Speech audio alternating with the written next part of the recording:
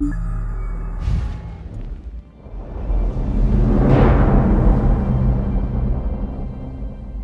name is Nick Conkle, and I'm lead gameplay designer for the Elder Scrolls Online. Elder Scrolls games have always had very open-ended progression systems, and this one's no different. There's a huge number of choices, and you can choose to focus on one or spread yourself amongst all of them. And of course, if you spend enough time, you can eventually master them all. So let's start with the very basics. As you play the game, killing monsters, doing quests, or exploring the world, you're going to gain experience points that's going to allow your character to level up. It isn't just leveling up that gives you skill points. You can also get them by finding special shards in the world called Sky Shards, or by doing special quests along the main path. When you do level up, you get a point to spend in an attribute and a point to spend in a skill.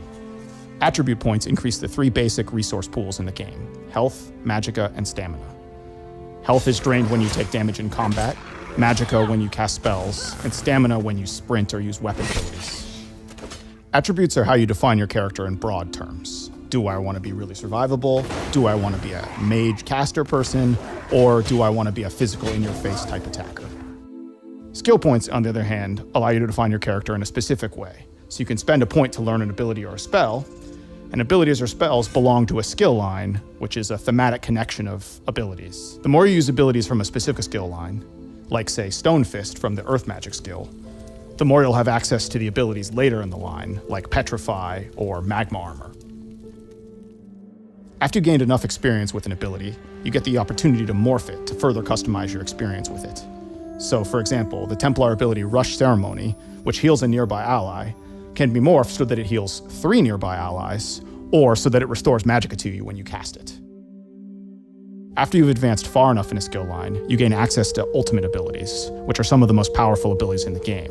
Things like Dragon Leap on the Dragon Knight, or Overload on the Sorcerer, or Nova on the Templar. Ultimate abilities work a little differently from the rest of the abilities in the game. They don't consume magicka or stamina.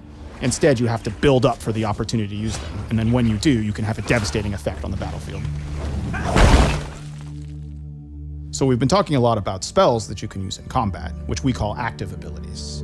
But you can also spend your skill points on passive abilities.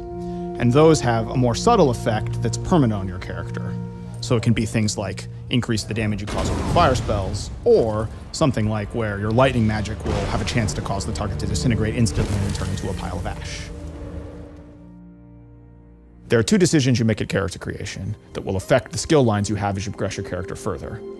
Your race, which gives you a set of abilities that helps define the identity of that choice, and your class, which actually gives you 3 unique skill lines that follow a general theme without actually forcing you into a specific role. Your class and race skills only represent a fraction of what's possible to get in the game, though. There's a whole set of general skills that are available to anyone who plays the game. A good example of this is the weapon and armor skills, which every character starts the game with, and anyone can take the time to learn and master. So no matter what class or race I picked, if I pick up a sword and shield, I can start getting stronger with that weapon. Or, alternatively, if I want to wear light armor and use a staff, I can become a good mage. You can also find entirely new skill lines for your character by playing the game and exploring the world. This ranges from relatively easy things to do, like join the Mages Guild or join the Fighters Guild, or by finding out in the world the opportunity to become a werewolf or a vampire. Getting one of these new skill lines gives you the opportunity to get special abilities that wouldn't be available to your character otherwise. We've really only scratched the surface of all the different combinations of builds and abilities that players have been making using this progression system, and that's what you'd expect in an Elder Scrolls game. It's all about player choice. You can build the character the way you want to, and we can't wait to see what you guys come up with.